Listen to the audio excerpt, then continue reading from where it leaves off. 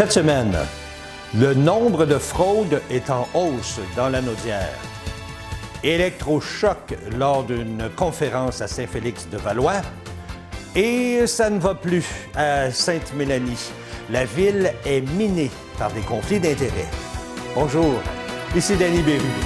Bienvenue à vos actualités régionales.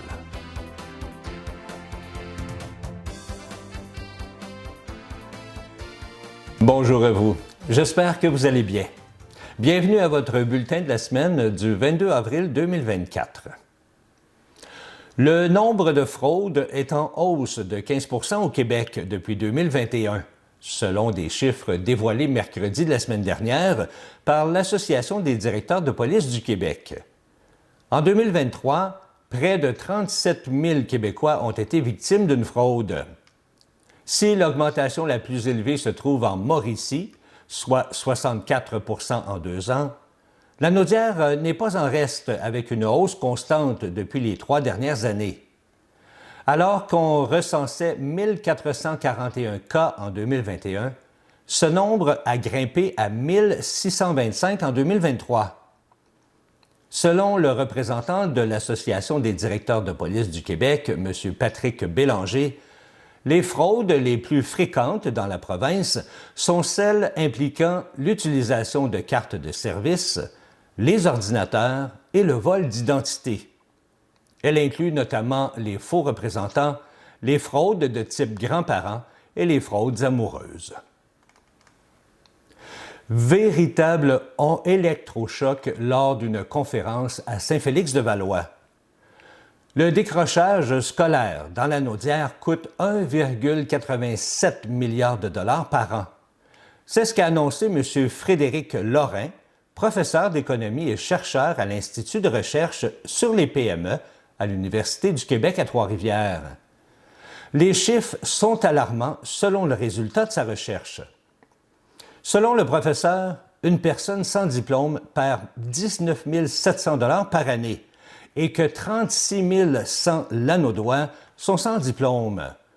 La région perd potentiellement environ un peu plus de 874 millions par année. De plus, il en coûte également au gouvernement 1,14 milliard dans les domaines notamment de la santé, avec 527 millions, de l'aide sociale, 275 millions, et de l'assurance-emploi, 180 millions. Dans la Naudière, 12,5 % de la population n'a pas de diplôme, se classant au 11e rang au Québec, alors que la moyenne de la province est de 9,7 %. D'autres statistiques montrent également que parmi les personnes non diplômées, 7,2 % d'entre elles sont sur le chômage, 44 % vivent de l'aide sociale, que leur espérance de vie est de 6 à 9 ans plus courte, et que son taux de délinquance est 4 fois plus élevé que ceux avec un diplôme, soit 12 % contre 3 %. En conclusion, M. Lorrain a fait savoir que tous les acteurs sociaux ont un rôle à jouer, que ce soit les différents paliers de gouvernement, les écoles, les organismes et les municipalités. Un élu de la municipalité de Sainte-Mélanie, Evans Landreville-Nadeau, a été suspendu 90 jours par la Commission municipale du Québec, la CMQ, pour avoir obtenu un contrat public. Selon le Journal de Montréal, Sainte-Mélanie est minée par les conflits d'intérêts.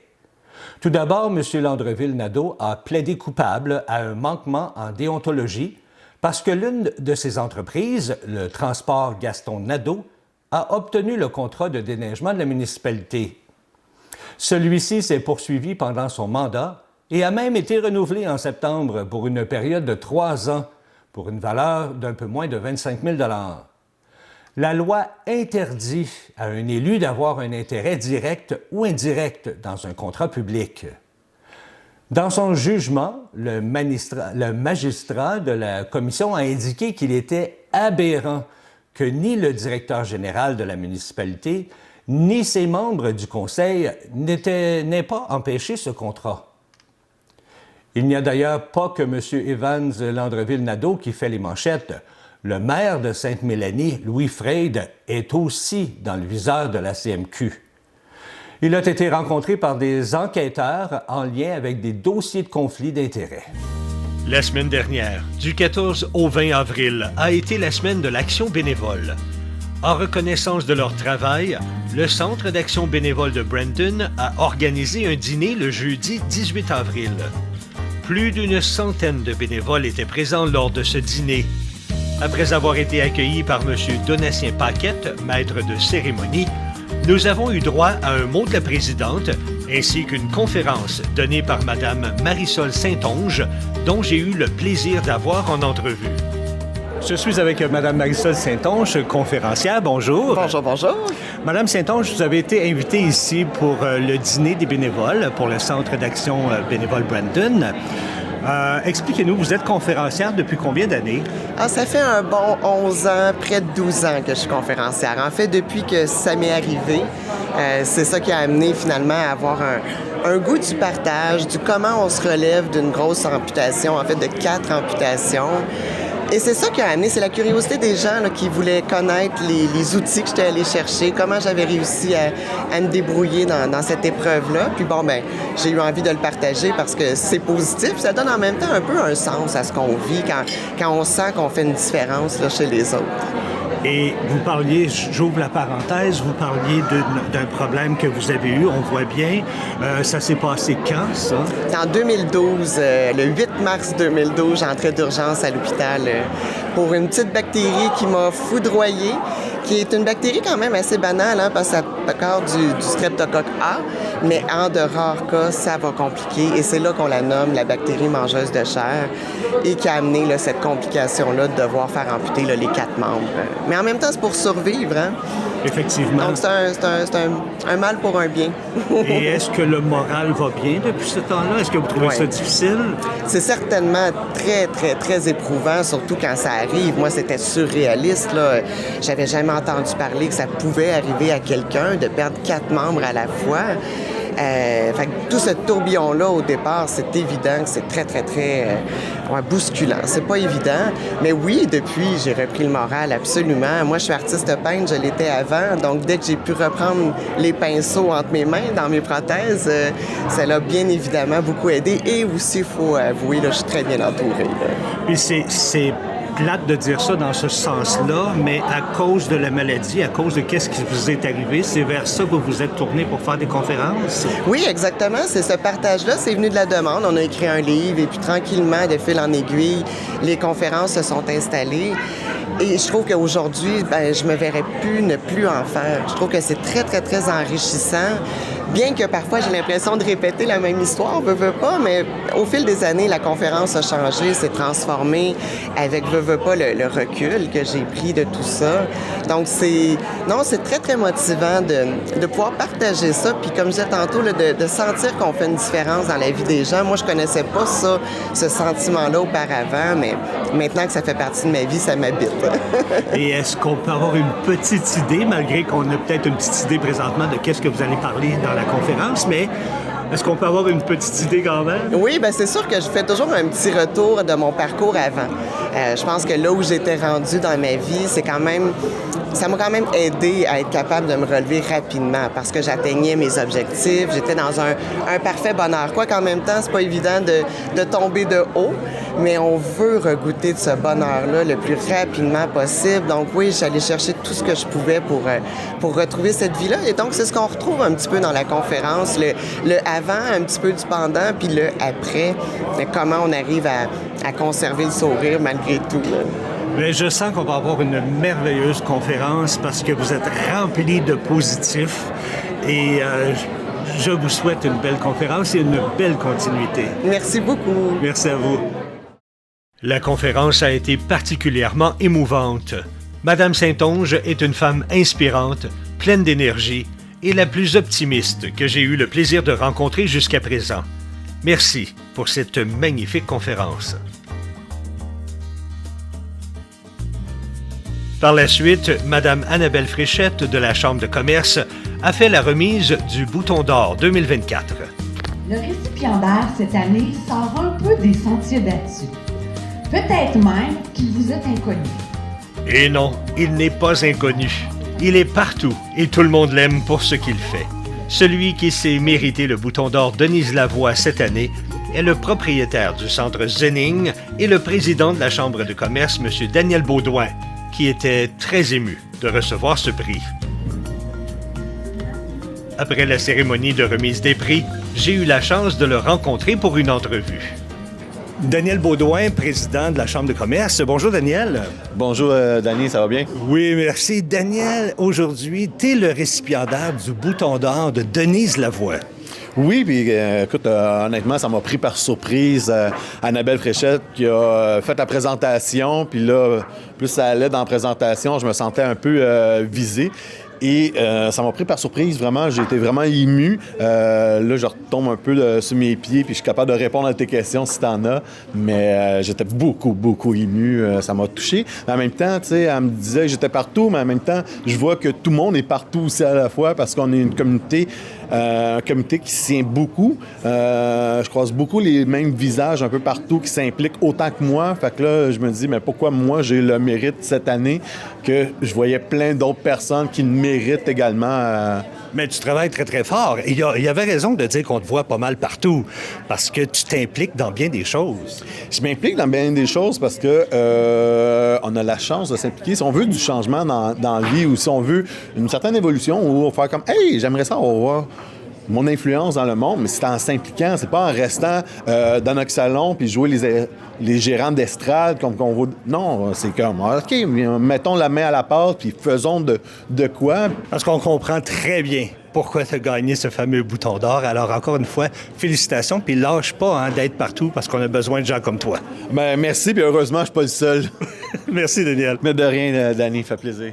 J'ai également eu l'occasion de rencontrer Madame Denise Lavoie, celle pour qui cette médaille a été dédiée. Aujourd'hui, c'était la remise du bouton d'or de Denise Lavoie, mais devinez quoi? On a Denise Lavoie avec nous. Bonjour.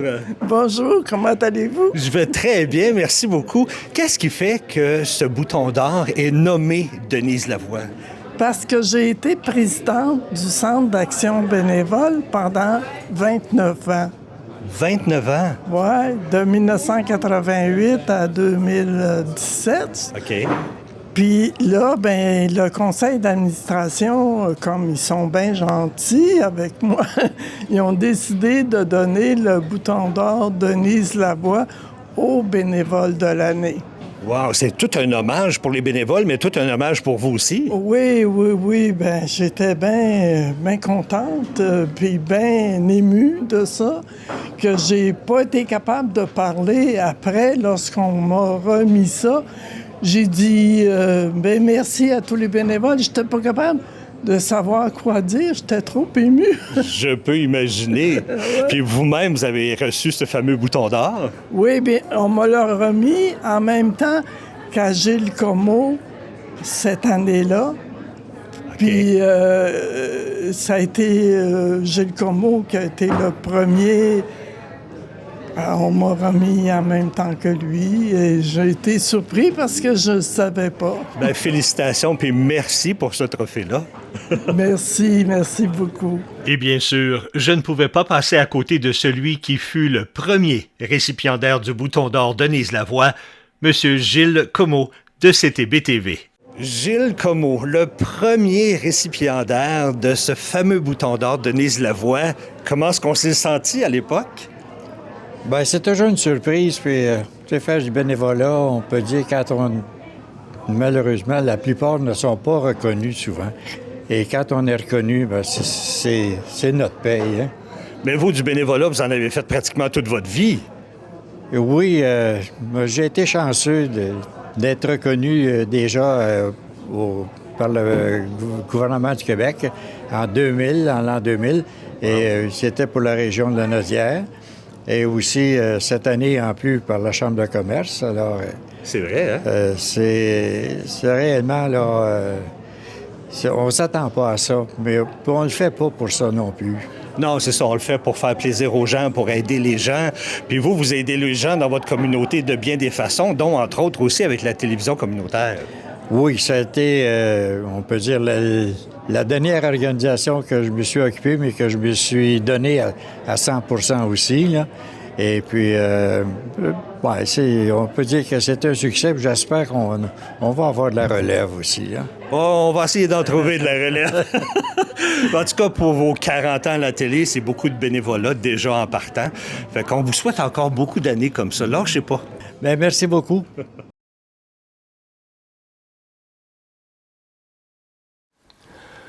Un financement de plus de 150 000 sur 2 ans a été accordé à la Naudière par le gouvernement du Québec pour financer des projets de bientraitance dans les CHSLD. Cette mesure a pour objectif de soutenir la réalisation de projets visant la création d'environnements favorables à la bientraitance des personnes aînées.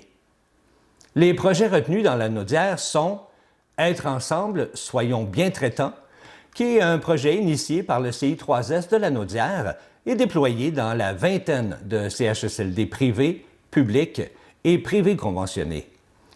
Également, le projet « Développer un environnement et une approche multisensorielle qui favorise la bientraitance pour notre clientèle » a aussi été retenu. Un projet qui a été initié par le groupe Santé Arbec du CHSLD des Moulins et qui sera déployé dans 6 CHSLD de la Naudière et Laurentides. Pour une 3e année, l'ensemble vocal Le Chœur de Matha invite la population à son concert estival qui aura lieu le 25 mai prochain au Centre culturel de Saint-Jean-de-Matha. Vous connaissez ma grande curiosité. J'ai donc décidé d'aller rendre une petite visite lors de leur pratique hebdomadaire. J'ai décidé de me gâter un petit peu ce soir et surtout de me gâter les oreilles en venant écouter l'ensemble vocal Le Chœur de Matha qui est en répétition ici ce soir pour un spectacle qui s'en vient très bientôt. On vous en reparlera un petit peu plus tard au cours de l'entrevue. Mais vous savez comment je suis curieux, hein? Je veux toujours en apprendre davantage sur ces choses-là. Alors, qui de mieux placé que les 2 cofondateurs de cet ensemble vocal, Madame Catherine Thor, bonjour. Bonjour. Et Monsieur Jacques Lachapelle, chef de chœur, bonjour. Bonjour. Expliquez-nous, ça fait combien de temps que l'ensemble vocal Chœur de Matha existe? Alors, il a été créé en septembre 2021, en pleine pandémie. Malgré cela, on avait quand même le goût de faire partir cette chorale-là, l'ensemble vocal. Voilà, et tranquillement, ça s'est fait. Bien avant ça, évidemment, on a dû monter un site web, on a discuté, on a regardé le répertoire qu'on aurait pu faire, proposer aux gens. Et puis, voilà, ça a démarré en septembre 2021. J'ai regardé également votre parcours à vous deux et vous avez beaucoup d'expérience en musique. Madame, surtout aussi, elle faisait partie d'une famille de musiciens. Oui, en fait, mon père a appris la musique de façon autodidacte. Il avait un métier, mais qui n'avait rien à voir avec la musique, mais par contre, il a toujours aimé la musique. Donc, il était saxophoniste et clarinettiste. Et puis, donc, j'ai été bercée dans cette ambiance musicale tous les dimanches avec mes frères qui jouent à la guitare. J'ai 2 frères qui jouent à la guitare. Moi-même, j'ai fait du piano pendant 8 ans. Donc, voilà, l'esprit de la musique nous habitait tout le temps. Et donc, j'ai continué. J'adore la musique. Alors, voilà. Est-ce que vous chantiez aussi? Mon père chantait beaucoup. Non, moi, je ne chantais pas à l'époque, mais lui, il chantait en 5 langues. Oui. Vous, en 5 langues. Oui. Vous, c'était plus le piano à l'époque. Oui, le piano classique. Et M. Lachapelle, lui, a une maîtrise en chant à l'Université de Montréal. Oui. Son parcours est très long aussi, hein, parce que vous avez été dans certains opéras. Parlez-nous de ça. J'ai fait partie de l'Opéra de Montréal en tant que choriste pendant 2 ans. Les chœurs de l'OSM pendant 2 ans, puis l'Opéra comique du Québec, où est-ce que j'ai joué un rôle pendant une opérette. Puis par la suite, j'ai arrêté un peu la musique, et puis je suis allé vendre des antiquités. Ah oui? Oui. Puis je suis revenu à la musique par le groupe Extravaganza de Montréal, qui était dirigé par François Monette à l'époque, et j'étais son directeur adjoint. Okay. Donc, durant ce temps-là, je me suis intéressé à la direction chorale. Donc, j'ai fait des études 1 semaine à l'Alliance des chorales du Québec et 2 ans à l'Université de Sherbrooke avec M. Edwards, qui a été chef de chœur de l'OSM, des chœurs de l'OSM pendant longtemps. Ouais. Et qui a eu l'idée, d'entre vous, de partir cette fameuse ensemble vocal-là? Ben, je pense que c'est d'un commun accord, mais en fait, moi, j'ai toujours voulu démarrer un ensemble vocal. Ça fait 7 ans que je vis à Saint-Jean-de-Matha. Mais je ne trouvais pas de chef de chœur. Et donc, quand Jacques est venu habiter dans le coin, je lui ai dit, comme on se connaissait, on s'était connus dans Extravaganza, justement. Okay. On a été aussi dans une autre chorale, un ensemble vocal qui s'appelait Les Nanas. C'est vrai, oui. Et j'ai dit, bon, bah, si tu viens dans la région, il faut absolument qu'on monte un ensemble vocal parce que la musique, c'est super important pour moi. Et puis pour la région, au niveau culturel, ça va faire rayonner Saint-Jean-de-Matha et dans la Nodière. Donc, c'est comme ça que tout a démarré, autour d'un feu et d'un verre. Hein. Mm-hmm. Avez-vous de la misère à le convaincre?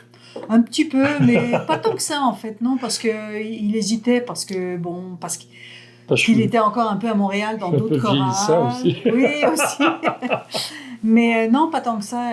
Je lui ai dit, tu vas t'occuper juste de la partie musicale, les trames, ce genre de choses, et moi, je vais faire tout le côté administratif, donc toute la paperasserie, la compta, au début, c'était moi qui faisais ça. J'ai monté le site web, je l'entretiens toujours.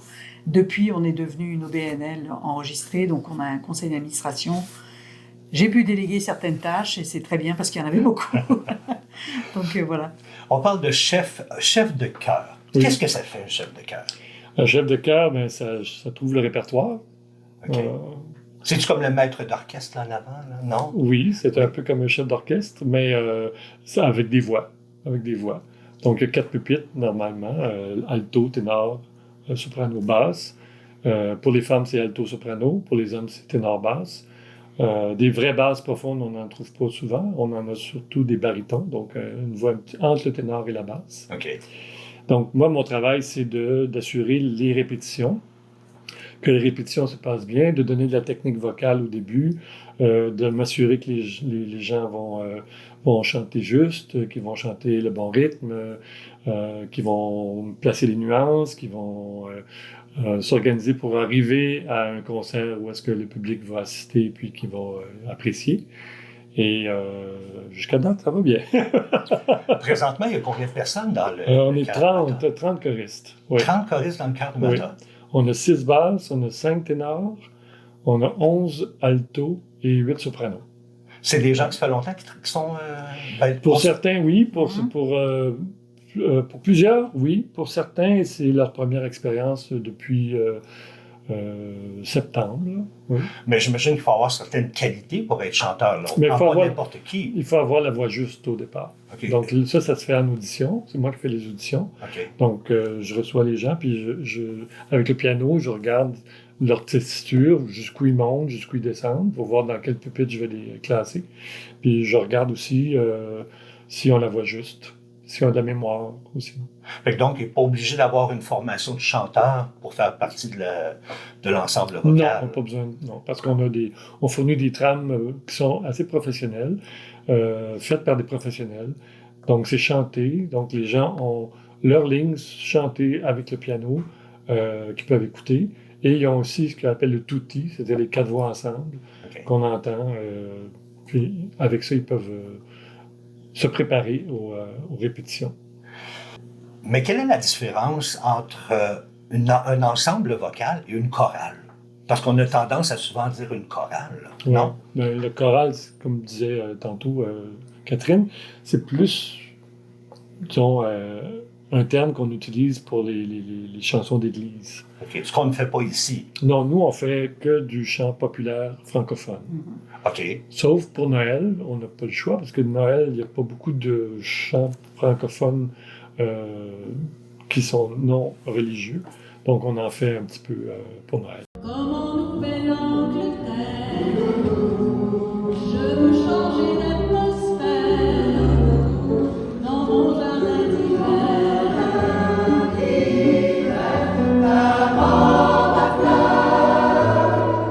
Sous la pluie de novembre, mes mains qui courent, je n'en peux plus de ta langue. Les années passent, il est loin l'âge temps, nul ne peut nous entendre. Donc, vous faites également un spectacle à Noël? Oui, on fait 2 spectacles par année. 2 spectacles. Un fin d'année, celui qui s'en vient. Celui qui s'en vient le 25 mai, qui s'en vient, oui. Le 25 mai. Oui. Ça va se faire à quel endroit? Au Centre culturel à Saint-Jean-de-Matha. OK. 86 rue Archambault. Oui. Les billets sont déjà en vente d'ailleurs. Oui. Comment on fait pour se les procurer? On peut téléphoner au numéro qui est indiqué, c'est-à-dire mon numéro en fait. OK. Les gens payent par virement Interrac et on leur réserve les billets sous enveloppe à leur nom le jour du spectacle. Ou souvent, ça peut aussi passer par un choriste qui va vendre les billets à des gens qu'il connaît ou de ce genre de choses. Ou le chef de chœur. Ou le chef de chœur. Il y en aura aussi un peu à vendre à la porte, mais c'est sûr que principalement, on va les vendre de cette façon-là. Et vous êtes accompagné d'un orchestre, de musiciens? Cette année, il y aura piano et violon. Piano et violon. Parce que c'est un répertoire sur l'eau. En fait, ça s'appelle Le goût de l'eau. Donc, c'est toutes des chansons qui ont rapport à l'eau. Est-ce que vous êtes toujours en recherche de choristes? Constamment, Tout à oui. fait. On prend pas les gens en milieu d'année, mais les auditions se font en septembre ou fin août, et puis début janvier. OK. Donc, Il y a 2 sessions durant l'année, c'est ça? il y a 2 sessions durant l'année, parce qu'il y a 2 spectacles complètement différents. OK. Ouais. Ben, je vous laisse aller répéter. Merci. Je rappelle aux gens que le concert a lieu le 25 mai à 19h30. Ça s'appelle Le goût de l'eau. On pourra appeler pour avoir des billets. Je vous mets le numéro en bas de l'écran. Et ben, c'est sûr que je pense que je vais être là. On va aller voir ça, mais pour l'instant, on va aller se gâter. On va aller écouter les choristes pratiquer.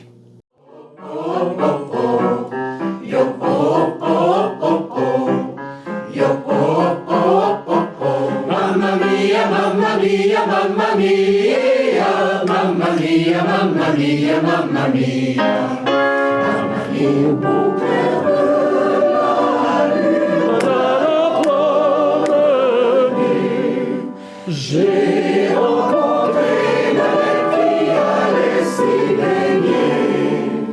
Gai folle hirondelle,